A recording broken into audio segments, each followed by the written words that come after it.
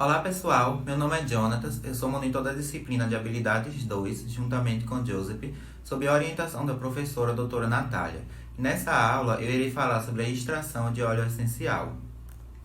Os óleos essenciais, também chamados de óleos voláteis ou etéreos, são compostos aromáticos que podem ser extraídos a partir de flores, frutos, sementes, raízes, entre outras partes das plantas, por diferentes métodos de extração.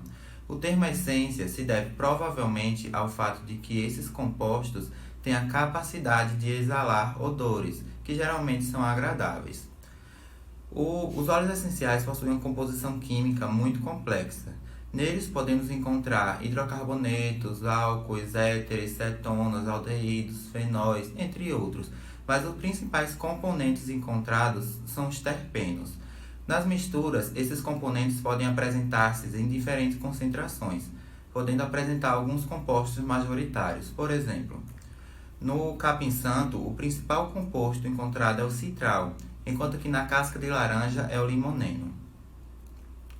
Os óleos essenciais apresentam uma solubilidade muito limitada em água. Isso se deve ao fato de que essas duas substâncias têm polaridades diferentes. O óleo essencial tem um caráter apolar, enquanto que a água tem um caráter polar, fazendo com que essas duas substâncias não sejam immiscíveis, ou seja, não se misturem. No entanto, os óleos essenciais têm a capacidade de aromatizar algumas substâncias aquosas, que passam a ser chamadas então de hidrolatos. Os óleos essenciais são bastante úteis, principalmente do ponto de vista industrial. Eles são utilizados em larga escala pelas indústrias farmacêuticas, assim como a de cosméticos e a de alimentos. Existem diversos métodos que são utilizados para realizar a extração de óleo essencial.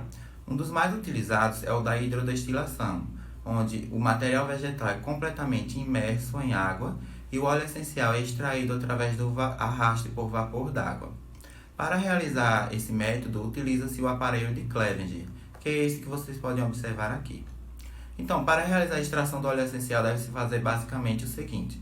Inicialmente, vocês pesarão o material vegetal a ser utilizado, adicionarão ele dentro do balão de fundo redondo, em seguida adiciona água destilada até a completa imersão desse material, coloca o balão na manta de aquecimento, monta todo o sistema e liga ele.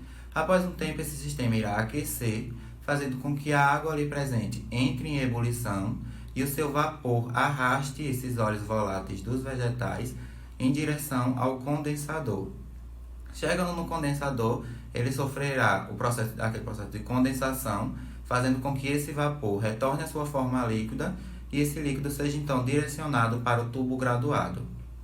Após o final da extração, deve-se desligar toda a aparelhagem e esperar que eles resfriem por cerca de 10 minutos. Após isso, vocês observarão que no tubo graduado haverá a formação de duas fases, como vocês podem ver aqui. Na fase superior estará o óleo essencial, por ser menos denso, e na fase inferior o hidrolato, por ser mais denso. Isso ocorre basicamente pelo que eu citei inicialmente. As diferenças de polaridade faz com que esses líquidos sejam immiscíveis, formando então essa mistura heterogênea. Para separar esses dois componentes, deve ser feito o seguinte. Pega um becker e observem que aqui na parte inferior do tubo graduado tem uma torneira. Então vocês pegam um becker e abrem essa torneira para colher todo o hidrolato que está ali dentro. Quando colher todo ele, fecha a torneira, deixando o óleo ainda no tubo. Pega outro becker, abre a torneira novamente e colhe então o óleo que ficou ali. O método de separação que eu expliquei anteriormente, ele é utilizado para separar o óleo da água visível, que é o hidrolato. No entanto, dentro desse óleo colhido ainda há a presença de traços de água, ou seja, pequenas quantidades que na maioria das vezes não são nem visíveis. Para remover esses traços de água, pode-se utilizar um agente secante, por exemplo, o sulfato de sódio anidro. Então, deve-se adicionar esse agente secante ao becker contendo o óleo com traços de água, e esse agente secante irá absorver as moléculas de água que ainda restaram ali naquele meio, deixando então o óleo livre dessa água. Os óleos essenciais possuem um rendimento geralmente muito pequeno e ele pode variar a partir de diversas situações, por exemplo, a época da colheita, a parte da planta que está sendo utilizada, a estação do ano, se choveu naquele dia ou não, enfim, o método de extração utilizado são diversos fatores que vão influenciar no rendimento deles. Para calcular o rendimento, vocês devem pesar o material vegetal a ser utilizado antes de realizar a extração, pesar o óleo obtido após toda a remoção da água e montar uma regra de 3. Eu trouxe um exemplo para ficar melhor para vocês entenderem. Então, supomos que para realizar a extração do óleo essencial do capim-santo foi pesado inicialmente 200 gramas da amostra e no fim da extração obteve-se um total de 5 gramas de óleo. A partir disso, para descobrir o rendimento é só realizar a seguinte regra de 3. Então, olhando os dados, nós observamos que inicialmente foi utilizado 200 gramas da amostra. Então, 200 gramas seria o 100%. E no fim, após toda a remoção da água, obteve-se apenas 5 gramas de óleo.